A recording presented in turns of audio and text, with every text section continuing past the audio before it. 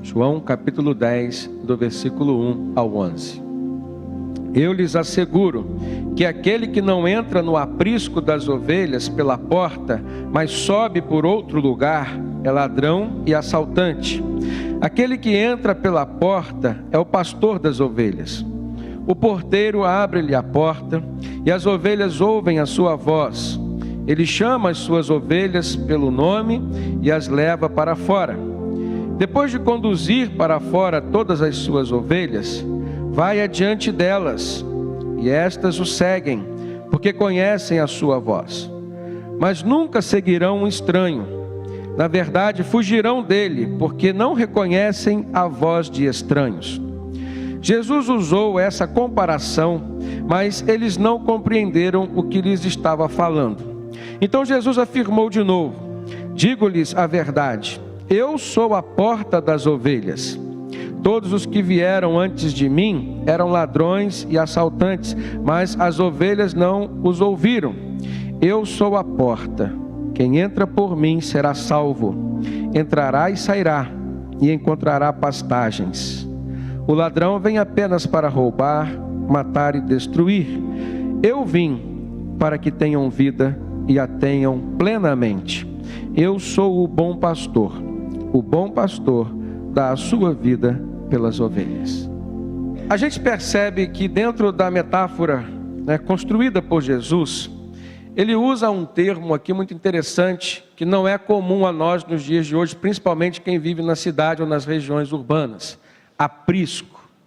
O aprisco era uma espécie de curral, um redil, que ficava junto à cidade de Jerusalém.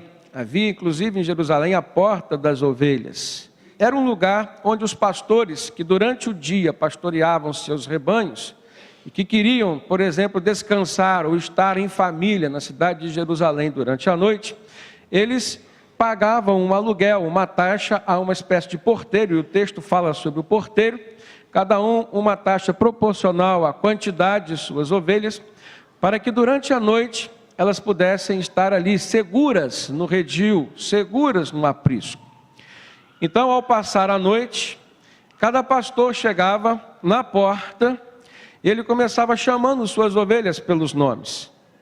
O bom pastor, ele conhecia o nome de cada uma de suas ovelhas. E as ovelhas reconheciam a voz do seu pastor.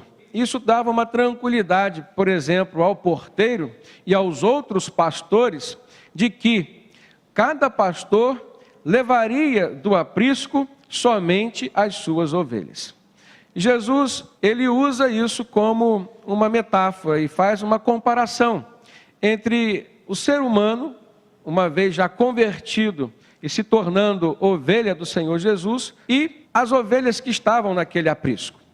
É importante a gente perceber a relação que há entre o aprisco, um local, por exemplo, onde as ovelhas ficavam ali guardadas, seguras, e o campo. A gente já tira assim algumas lições logo a partir da metáfora que Jesus fez. Por exemplo, as ovelhas não podiam ficar todo o tempo dentro do aprisco, porque no aprisco não havia pastagem, não havia alimentação para elas, não havia espaço para isso. Então, o aprisco era o local reservado para elas estarem durante a noite. Se elas ficassem lá durante o dia também, provavelmente elas morreriam de fome e de sede. Uma segunda lição é que o aprisco só é importante durante a noite, porque era nas noites, no campo, por exemplo, em que elas estavam correndo risco, e não teriam a presença do pastor. Aliás, o campo à noite era perigoso não só para as ovelhas, como também para o pastor. E Jesus chegou a dizer: olha, se alguém andar de dia, não tropeça, porque vê a luz deste mundo, mas se andar de noite, tropeça, porque nele não há luz. Está lá em João capítulo 11. Uma terceira lição que a gente tira é que as ovelhas também não vão cumprir o seu papel se ficarem somente dentro do aprisco ou dentro do redil. Jesus também disse: é necessário fazer as obras do meu Pai enquanto é dia, eis que a noite vem quando ninguém pode trabalhar. Se a gente analisar esses versículos de Jesus com a construção da metáfora que ele fez, nós vamos perceber que há uma preocupação do Senhor, sim, em que nós, enquanto suas ovelhas, tenhamos a noção do que é o momento de descansar, do que é o momento de estar protegido, e tenhamos também a noção e o discernimento de que existe o momento, o tempo e o local de se trabalhar. A ovelha precisa sair do aprisco. A ovelha, por exemplo, precisa enxergar hoje, dentro do nosso contexto, que o local de se servir a Deus não é tão somente aqui dentro dessas quatro paredes. Aliás, aqui é o local onde nós menos servimos ao Senhor. Jesus chegou a dizer que o campo é o mundo. Jesus chegou a dizer, olha, a seara é grande, mas os trabalhadores são poucos. Rogai, pois, ao Senhor da seara que mande mais trabalhadores. Talvez por quê? Porque ele já estava percebendo que muitas pessoas que estavam se convertendo queriam ficar em Jerusalém. E Jerusalém, cercada por muros, era como um aprisco para as ovelhas. Jerusalém sediava o templo. O templo representava um local de conforto. O templo representava um local de manifestação, de emoção também. O templo representava um local onde as pessoas entravam e saíam dali, de uma certa forma, confortadas, consoladas, muitas vezes até mesmo auto-justificadas pelos sacrifícios que prestavam no templo. Mas a mensagem de Jesus não era bem essa. A mensagem de Jesus, nós podemos perceber através do seu próprio exemplo. Como pastor, ele sempre vai à frente de suas ovelhas para que as suas ovelhas pudessem segui-lo. Ele exerce o seu ministério muito mais eficazmente fora de Jerusalém e principalmente fora das paredes do templo de Jerusalém. Aí então fica para a nossa reflexão. O que nós, enquanto ovelhas do Senhor Jesus, estamos fazendo hoje? Qual tem sido a nossa visão acerca do reino de Deus, do reino de Cristo? E qual tem sido a nossa expectativa? O que nós estamos buscando? Em que patamar nós queremos chegar? E que tipo de relacionamento nós estamos procurando desenvolver com Deus e com as pessoas? Porque ovelha também se relaciona com ovelha. E eu percebo que nos dias atuais nós temos tido uma grande ênfase no individualismo. E isso é não só no Brasil, mas a nível mundial. O evangelho que Jesus veio nos ensinar e mostrar com a própria vida, ele vai contra essa cultura do individualismo. Ovelha se relaciona com ovelha. Ovelha se relaciona com o pastor. E ela precisa seguir o pastor. Jesus deixa claro, irmãos, que existem duas classes de pessoas que se interessam por ovelhas. E logo no verso 1, ele diz assim: eu lhes asseguro que aquele que não entra no aprisco das ovelhas pela porta, mas sobe por um outro lugar, ele é ladrão e assaltante. Essas duas classes de pessoas, então, se refere ao pastor, que é aquele que cuida das ovelhas, e se refere ao ladrão, que é aquela pessoa que furta e que vende as ovelhas. Também percebemos que ele ensina algumas características de cada uma dessas pessoas, ou de classes de pessoas. Seguindo no texto, no versículo 2, Jesus fala assim: aquele que entra pela porta é o pastor das ovelhas. O porteiro então abre-lhe a porta, e as ovelhas ouvem a sua voz. Ele chama as suas ovelhas pelo nome e as leva para fora. E depois de conduzir para fora todas as suas ovelhas, ele vai adiante delas, e estas o seguem, porque conhecem a sua voz. Uma das maneiras de nós estudarmos a Bíblia e interpretá-la assim, de uma forma bem hermeneuticamente correta, é prestando atenção aos verbos, o que indica a ação das pessoas que estão no texto. Então ele fala: aquele que entra pela porta, ele é pastor. Então ele entra pela porta. Ele chama as suas ovelhas, e com uma característica diferente, que é pelo nome. Ele conduz, e aqui está o verbo conduzir. Ele vai adiante delas, ele dá exemplo. Então nós, quanto ovelhas do Senhor Jesus, nós precisamos estar atentos ao exemplo que ele nos deu. Então, o pastor entra pela porta. Jesus está falando da sua própria pessoa. Ele não está falando de pastores hoje, como uma classe eclesiástica. E se ele entra pela porta, quando ele diz pela porta, ele está se referindo ao lugar certo e da maneira certa. Quando Jesus diz que o pastor tem a porta aberta pelo porteiro, ele está se referindo às credenciais, ele está se referindo à sua autoridade. E Jesus certa vez disse aos seus discípulos: toda a autoridade foi me dada nos céus e na terra.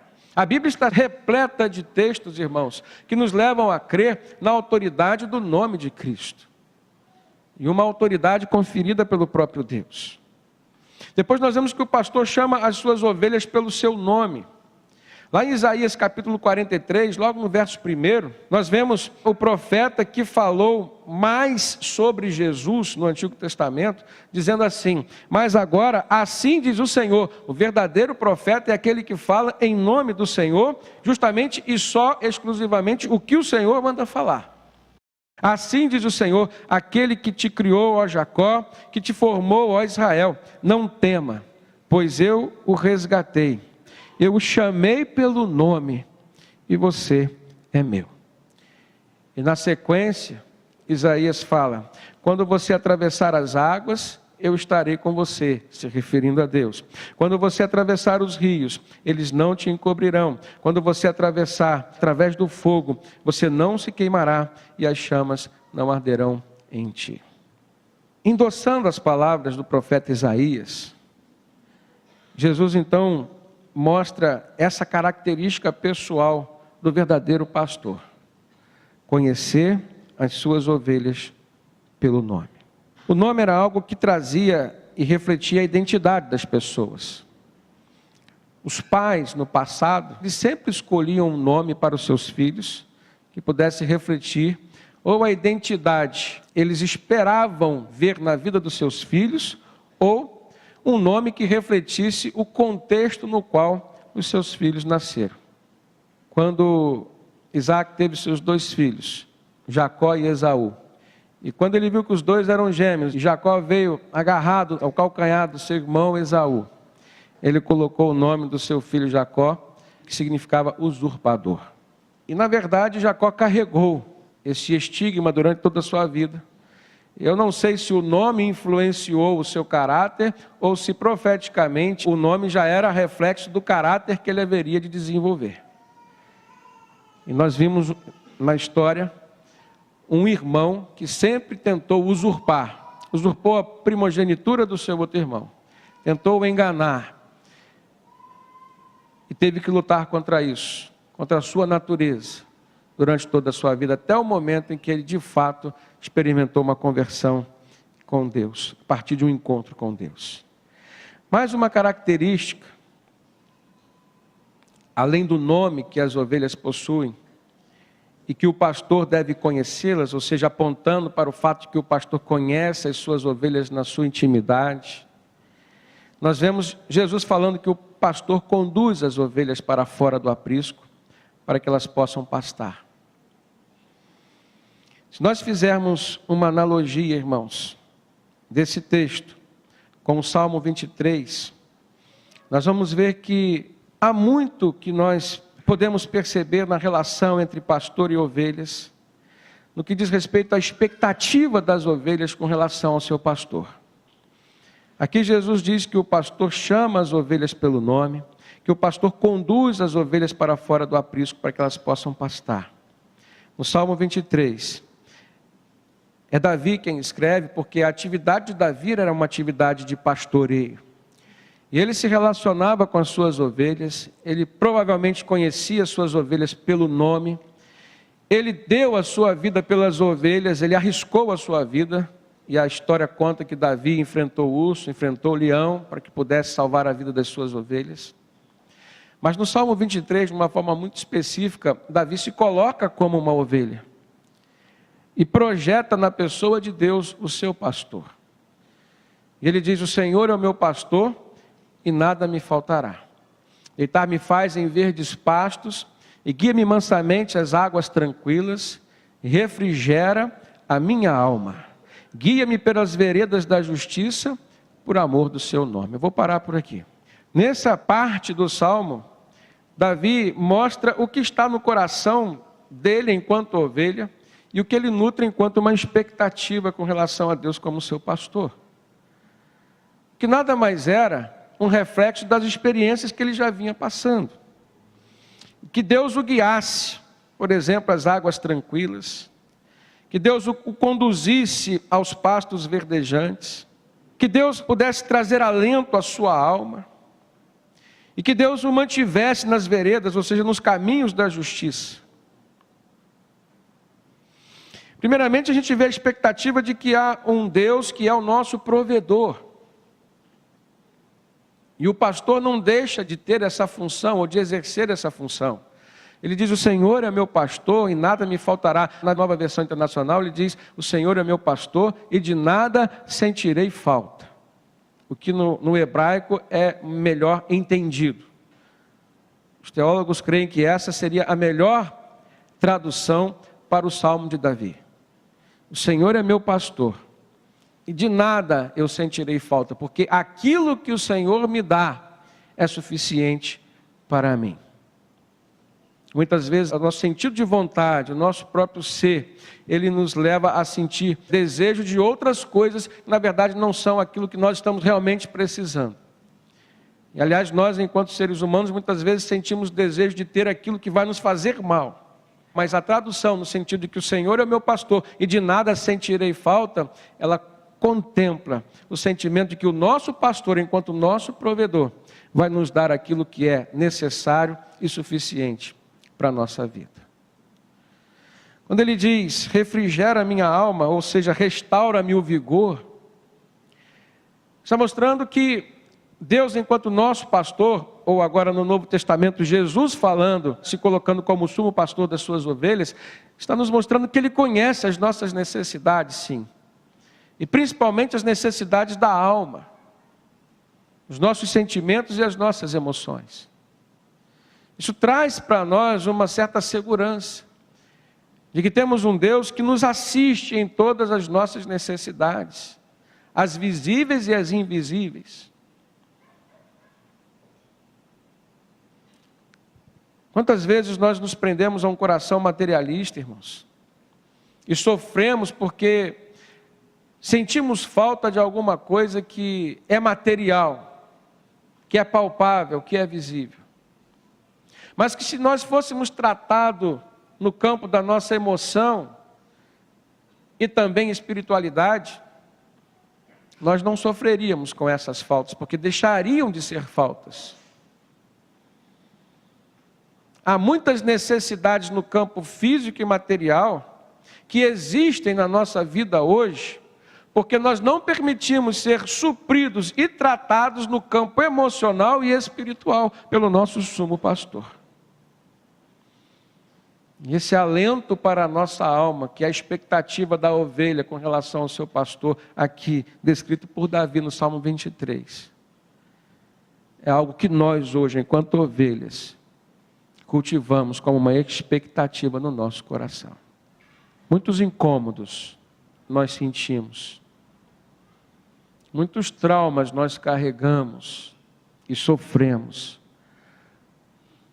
porque não temos colocado no nosso sumo pastor as expectativas e não temos dado liberdade a Ele de nos conduzir aos pastos verdejantes e às águas tranquilas que podem refrigerar a nossa alma.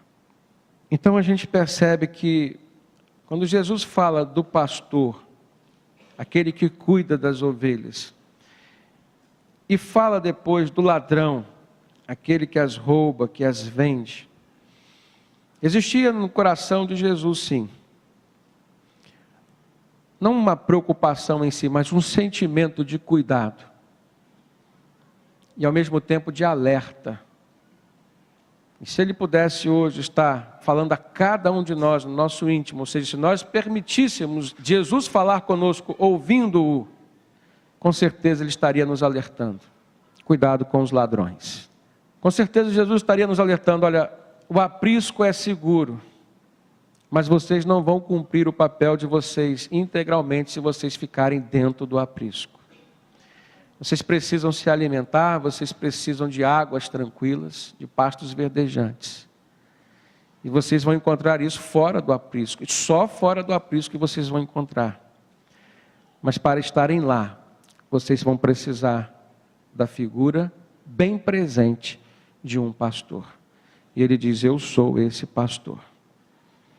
Ele diz: eu sou o bom pastor. O bom pastor dá a vida pelas ovelhas. Se nós olharmos uma outra característica que ele fala acerca do pastor, ele diz que o pastor conduz, mas diz também que o pastor vai adiante das suas ovelhas, abrindo caminho, espantando o perigo. Mas ele diz, por último, as ovelhas seguem o pastor porque conhecem a sua voz. Ou seja, o pastor não pode mudar de identidade, não pode mudar de voz. Ele não pode confundir suas ovelhas. Mas eu trago para a reflexão dos irmãos o papel da ovelha, que é o papel de seguir o pastor. Que se nós formos analisar até mesmo em outros exemplos deixados por Jesus, nós vamos ver que é um papel que não é tão simples assim. Abra sua Bíblia em Mateus 8, versículo 19. Você vai ver, Jesus falando de um contexto em que algumas pessoas estavam querendo segui-lo. Mateus 8, 19. Então o mestre da lei aproximou-se e disse: Mestre, eu te seguirei por onde quer que fores. Jesus respondeu: as raposas têm suas tocas e as aves do céu têm seus ninhos, mas o Filho do Homem não tem onde repousar a cabeça. E aí outro discípulo disse a Jesus: Senhor, deixa-me ir primeiro sepultar meu pai. Mas Jesus lhe disse: siga-me e deixe que os mortos sepultem os seus próprios mortos. Embora algumas pessoas ainda insistem em interpretar esse texto, dizendo: olha, os sepultamentos em Israel, naquele tempo, demoravam quase que uma semana. Não. A melhor interpretação desse texto diz respeito a um jovem que queria esperar o dia em que o seu pai morresse, para que então ele pudesse deixar os seus laços familiares para seguir a Jesus. Então Jesus diz: olha, deixa os mortos sepultarem os seus próprios mortos e siga-me. O que nós estamos percebendo é que seguir o pastor não é uma atividade tão simples assim. É necessário fé, é necessário amor, é necessário prioridade e renúncia pessoal. Então a atividade de seguir é uma atividade difícil. E se alguém pensa que é algo muito fácil, engana-se. Jesus falou: olha, porfiai, preferi entrar pela porta estreita, porque larga o caminho que conduz à perdição. Jesus nunca escondeu que segui-lo seria algo árduo. Então nós, como ovelhas, podemos encontrar em Jesus como nosso pastor muitas coisas: suprimento, segurança, cuidado, carinho. Mas nós temos que aprender a pagar um determinado preço para isso. E não é o preço do momento em que se decide, mas é o preço que virá a cada dia após esse momento.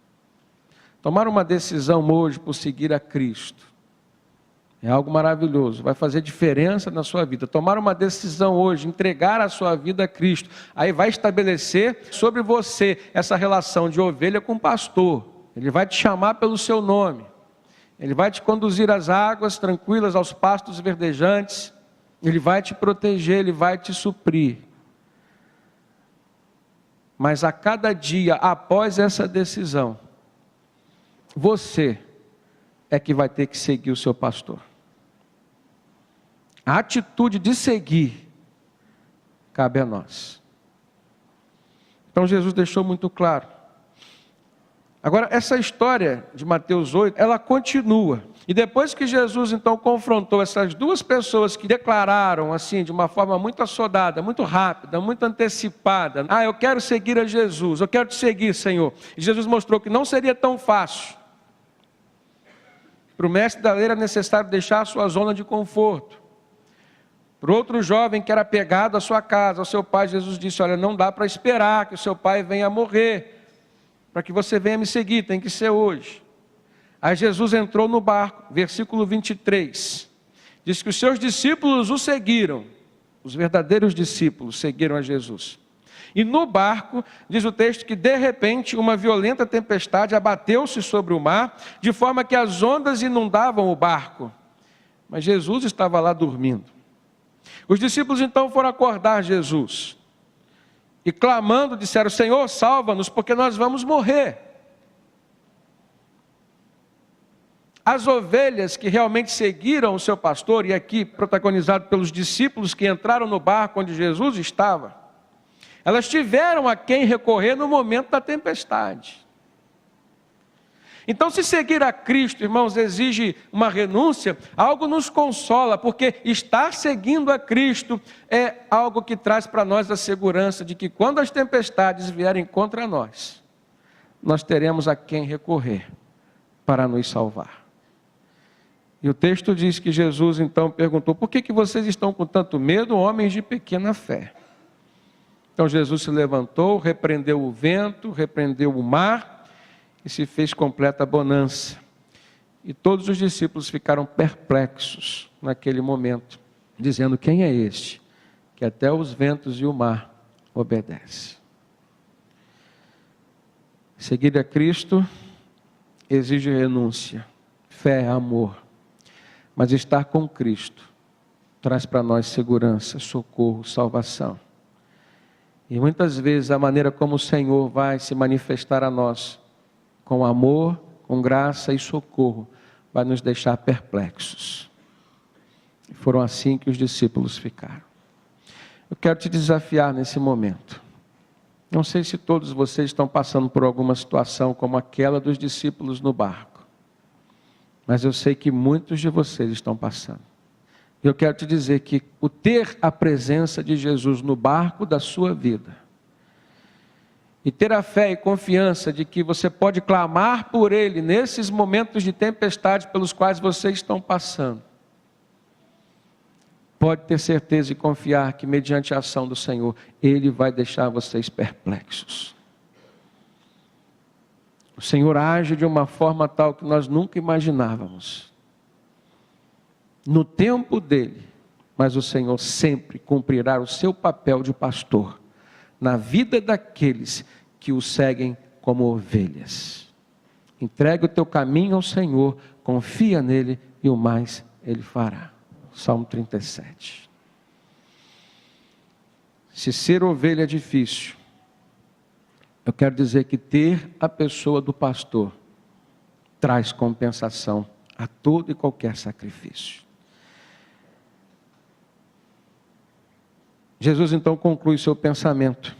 Após falar sobre as características do pastor, após levar os seus discípulos a analisar a condição de ovelhas que caberia a eles, após falar sobre o ladrão, ele diz: olha, as ovelhas não seguem o ladrão, as ovelhas têm que fugir do ladrão, as ovelhas não reconhecem a voz do ladrão. No versículo 5 de João 10 ele diz: mas elas nunca seguirão um estranho, na verdade elas fugirão dele, porque não reconhecem a voz de estranhos. Após tudo isso, Jesus conclui seu pensamento em João 10:10, dizendo: o ladrão, ele vem para matar, roubar e destruir, mas eu, Cristo, o bom pastor, eu vim para que vocês tenham vida, e de uma forma plena, ou seja, vida com abundância. Qual é a obra de Cristo, irmãos? Enquanto nosso pastor. E isso vem ao encontro das nossas necessidades hoje.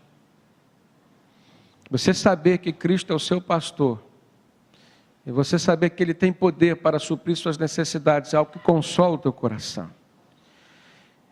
No versículo 4 de João 10, ele diz: depois de conduzir para fora todas as suas ovelhas, Ele vai adiante delas, e estas o seguem, porque conhecem a sua voz. Então, o papel de Cristo como nosso pastor é dirigir a nossa vida. E nós, enquanto ovelhas, precisamos nos deixar sermos dirigidos por Ele. Um segundo papel é que Ele intercede por nós. Abra sua Bíblia, Hebreus 9:24. Lá, o autor aos Hebreus vem trazendo uma explicação focada dentro da cultura judaica, porque ele escreve isso aos Hebreus. Pois Cristo não entrou em um santuário feito por homens, como uma simples representação do verdadeiro.